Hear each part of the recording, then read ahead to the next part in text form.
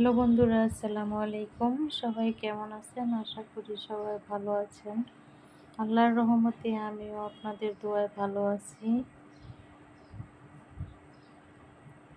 দেখেন বাইরের কত সুন্দর দৃশ্য, ধান ক্ষেত চারপাশে। তো আজকে আমি চলে আসলাম বাজারে মাছ তরকারি কেনার জন্য। আজকে একটু সকাল সকাল এসেছি, দেখি অনেক ধরনের মাছ আছে। মাছের অভাব নাই বাজারে আজকে।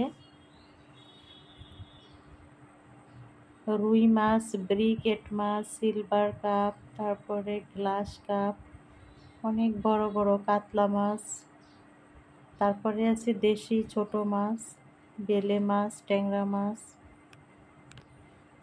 অনেক সুন্দর সুন্দর মাছ, তাই আপনাদেরকে একটু দেখালাম। আপনারা আমার সাথে থাকেন, অনেক অনেক মাছ দেখতে পারবেন। মাছের দামগুলো আমি আপনাদেরকে বলে দিচ্ছি। কাতলা মাছ বড় সাইজের গুলো হয়েছে 400 টাকা, রুই মাছ বড় সাইজের গুলো 400 টাকা, আর যেগুলো একটু ছোট সাইজ মিডিয়াম সাইজ আছে ওগুলো 300 350 টাকা কেজি। আর ব্রিকেট বড়গুলো, সিলভার আর ব্রিকেট একই দাম। বড় ব্রিকেট সিলভার মাছ হয়েছে 250 টাকা কেজি। কার্পু মাছ হয়েছে 230 টাকা কেজি। এখানে কার্পু মাছ নিতেছে আপু, তো আমিও একটা কার্পু মাছ নিয়েছি। এইখানে দেখেন ট্যাংরা মাছ, পুঁটি মাছ, শিং মাছ, এগুলো হয়েছে দেশি মাছ। শিং মাছ চাষেরও আছে, দেশিও আছে। ট্যাংরা মাছ 500 টাকা কেজি।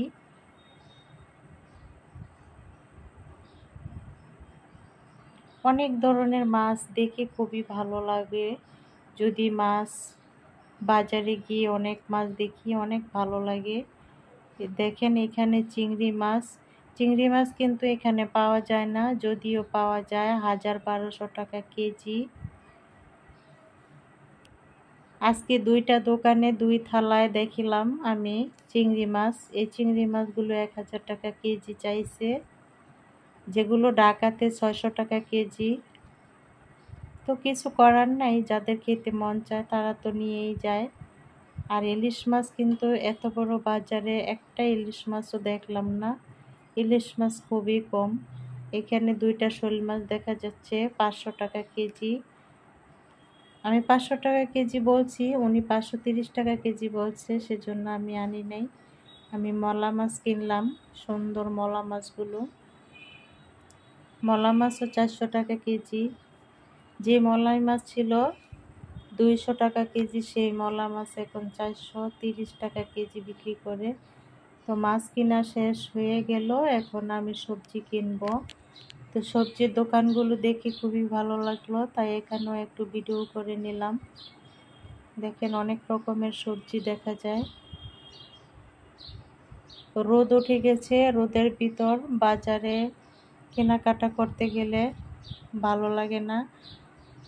আর আমি কেন বাজার করতে আসি সেটাও আমি আপনাদেরকে বলি। আমার হাজবেন্ড একেবারেই সময় পায় না, তবে কি না খেয়ে থাকবো? বাজার তো অবশ্যই করতে হবে। দেখেন এখানে ভাইয়াটা কচুগুলো কি সুন্দর করে পরিষ্কার করছে, পরিষ্কার করে বিক্রি করবে। কিন্তু কচু কি দিয়ে খাবে মানুষ? ইলিশ মাছ তো পাওয়াই যায় না। তো শুধু সবজি, মিষ্টি আলু, লাউ। আমি একটা লাউও কিনেছি। একটা লাউ 60 টাকা, 50 টাকা, ছোট সাইজের গুলো 40 টাকা। তো আমি একটা 40 টাকা দিয়ে লাউ কিনেছি। আর যে জালেগুলো দেখলেন আপনারা, এই জালেগুলো 40 টাকা করে পিস। তো মানুষ কিন্তু থেমে নাই, অনেকেই কেনাকাটা করে নিয়ে যাচ্ছে। আর মিষ্টি কুমড়া আর মিষ্টি আলু আমার অনেক প্রিয়। তা আজকে আমি মিষ্টি কুমড়া, মিষ্টি আলু আনতে পারি নাই, অনেক কিছু কেনাকাটা হয়ে গেছে।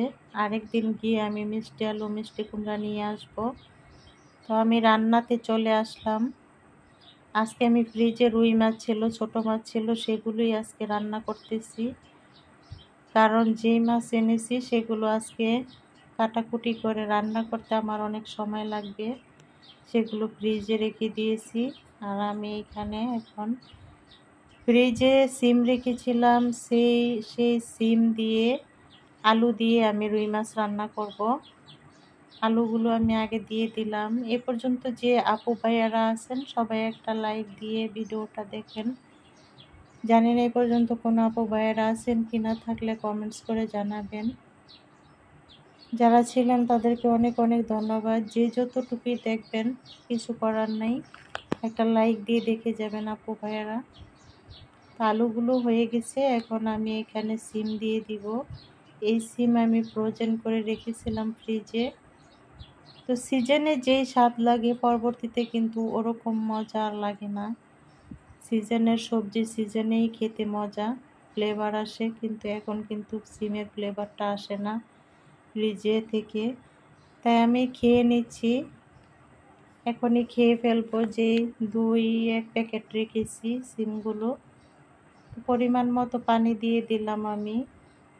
ভেজে রাখা মাছগুলো এখন আমি একে একে দিয়ে দিচ্ছি। আবারও আপনাদেরকে স্মরণ করি, যারা লাইক দিতে ভুলে গেছেন সবাই লাইক দিয়ে ভিডিওটা দেখবেন। ভিডিওটা দেখতে দেখতে যদি কোনো অংশ ভালো লেগে থাকে, নতুন বন্ধুরা সবাই আমার সাথে বন্ধু হয়ে যাবেন। আমি আপনাদেরকে বন্ধু করে নিব সময় মতো। আর পুরনো বন্ধুরা তো আছেন, আমার সাথে থাকবেন, আমার ভিডিও দেখবেন, আমিও আপনাদের ভিডিও দেখে আসবো। এই তো মাছগুলো দিয়ে দিলাম, এখন আমি ঢাকনা দিয়ে ঢেকে দিব। ঢাকনা উঠিয়ে দেখলাম বলক এসে গেছে।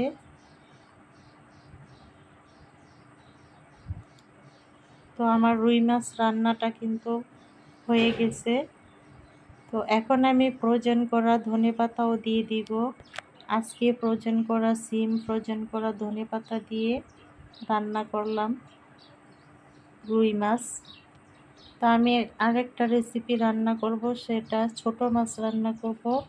বড় মাছ তো রান্না করলাম, এখন ছোট ছোট মাছ রান্না করব। দেখেন ছোট মাছগুলো কত সুন্দর পরিষ্কার করে ধুয়ে নিছি আমি। ছোট ছোট বেলে মাছ, গুতুম মাছ একসাথে, ডঙ্কু মাছ। তো প্যানে পেঁয়াজ, কাঁচামরিচ, তেল দিয়ে দিলাম, সাথে আমি লবণটাও দিয়ে দিই সবসময় পেঁয়াজের সাথে। লবণটা দিয়ে দিলে পেঁয়াজটা তাড়াতাড়ি নরম হয়ে যায়। এখন হলুদের গুঁড়া, মরিচের গুঁড়া, আদা রসুন দিয়ে দিলাম। একটু পানি দিয়ে মশলাটা একটু কষিয়ে নিচ্ছি। আমি এগুলো টমেটো দিয়ে রান্না করব। ছোট মাছ আমি একটু টমেটো দিয়ে দিচ্ছি। এই টমেটো দিয়ে আমি বোনা করব। টমেটো ফ্রিজের ছিল, এখনো টমেটো কিনতে পাওয়া যায় কম দামে, বেশি দাম হয় নাই এখনো। মাছগুলো দিয়ে দিলাম, মাছগুলো দিয়ে একটু নাড়াচাড়া করে কষাবো ভালো করে।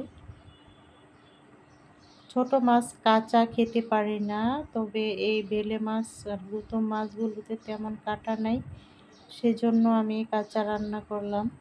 আর না হয় আমি সব মাছ ভেজে রান্না করি। ভেজে রান্না না করলে আমি কাটার জন্য খেতে পারি না। কাটা মুখে লাগলে আমার ভালো লাগে না বেছে বেছে খেতে। পরিমাণ মতো পানি দিয়ে দিচ্ছি।